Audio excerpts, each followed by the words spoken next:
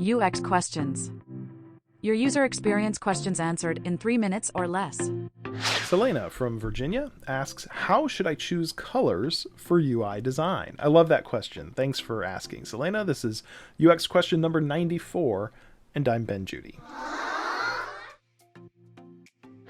How should I choose colors for UI design? Well, I'm going to answer this in a similar manner to how I answered an identical question about fonts back in episode 62.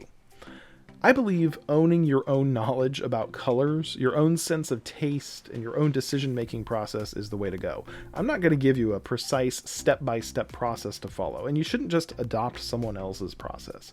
Instead, I'm going to give you the categories of knowledge necessary to confidently develop your own approach to color selection. You need to know 8 things about colors in interface design. First is terminology.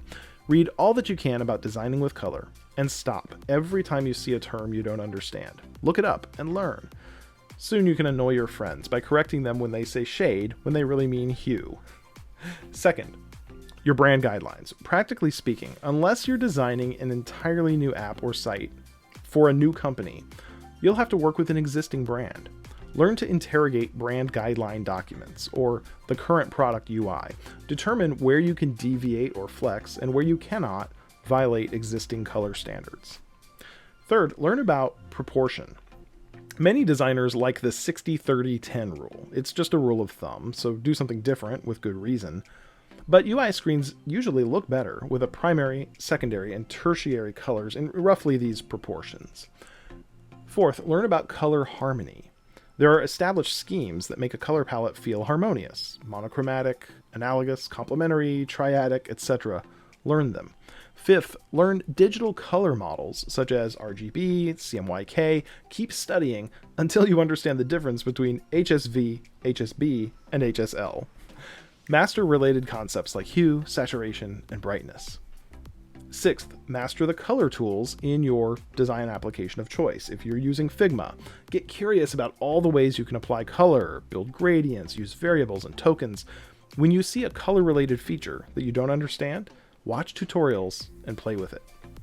Seventh, study accessibility guidelines. If you're doing web design, the WCAG guidelines for color are your best friend.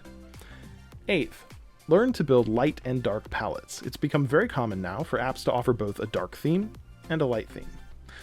There are many other aspects of color theory and psychology to learn about, but these 8 areas are enough to begin. Keep asking your questions about UX. Next, I'll answer the question, what's the difference between service design and UX design?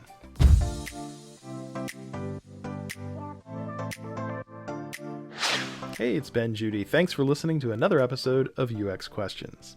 If you'd like to hire me for a small consulting engagement, go to uxquestions.com/Ben, because that's my name, and you'll find all the details about what I can do for you and how to hire me. Now, I am a practicing UX professional with a full-time job that I love, but I'm also available on occasion for small consulting and mentoring engagements. I teach a variety of interactive workshops on different UX topics, the kinds of topics we talk about on this show. I do one-on-one and group mentoring, where you can receive customized personal advice and coaching for your UX career. I lead design critique sessions, in which I give you an expert review and tips to improve the user experience of your product or service. I do public speaking. I'd be delighted to come to your company or industry event and speak about user experience. Just go to uxquestions.com/Ben. Read the details, fill out the short form, and I look forward to our collaboration.